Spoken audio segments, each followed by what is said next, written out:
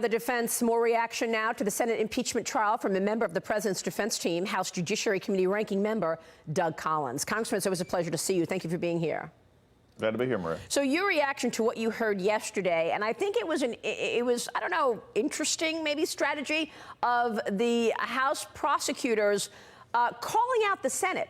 You had comments from Adam Schiff saying that the White House must have warned you that if you go against the president, your head will be on a pike. Or Jerry Nadler saying to the jury, the senators, you are involved in a cover-up. Your reaction? It's pretty amazing. I mean, if you're a lawyer and you're going to present your case to the, quote, jury, the first thing you don't do is go insult them and actually make a case in which they are turned off by what you're saying. But it's not a shock, because here's what happened with the House managers. The reason they did it is, number one, is the president's not guilty. He did nothing wrong. The facts and the truth are on the president's side, and the House managers know that. We knew that coming over from the House. Number two, we knew it was a political impeachment, because when they actually looked at it from the perspective of what they want to do, they didn't want to go to court. They didn't want to take the witnesses. They didn't want to do the due diligence that they should have done in the House. So it was a political impeachment. So what are you left with? Well, I guess if we're left with it, let's see if we can shame the Senate into doing our job for us. But I think it backfired on them, especially when, Chairman Nadler said that if you don't agree with me, then you're corrupt, that you're hiding something. That just should show the American people in a clear form that the House managers have nothing on this president except smear, innuendo, and an election in 2020 in mind. Well, Adam Schiff got choked up toward the end of his closing argument, and then you had Nadler calling Trump a dictator who needed to be removed.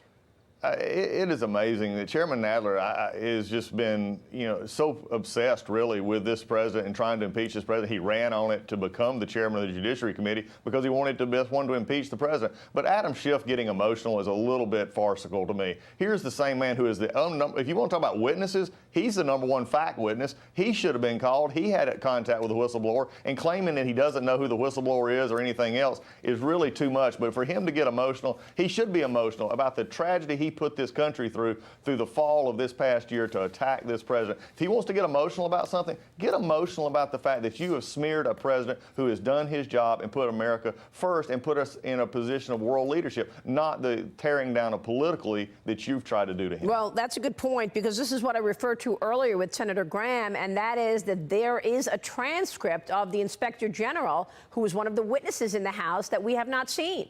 And I know that Congressman Ratcliffe is going to talk about that as well. Why hasn't that transcript been released?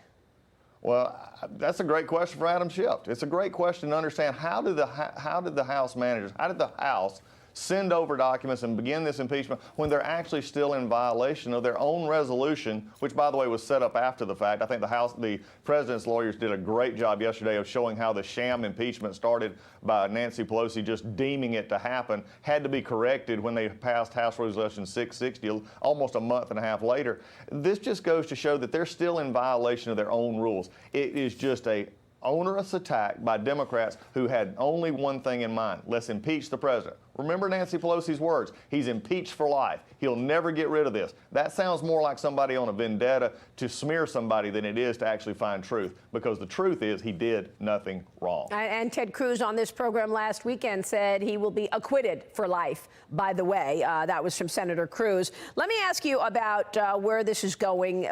How does Monday, tomorrow, play out? And do you have any sense of what your colleagues in the Senate on the Democrat side are feeling here? Because there is some suggestion that at least 3 Democrat senators perhaps will vote to acquit the president.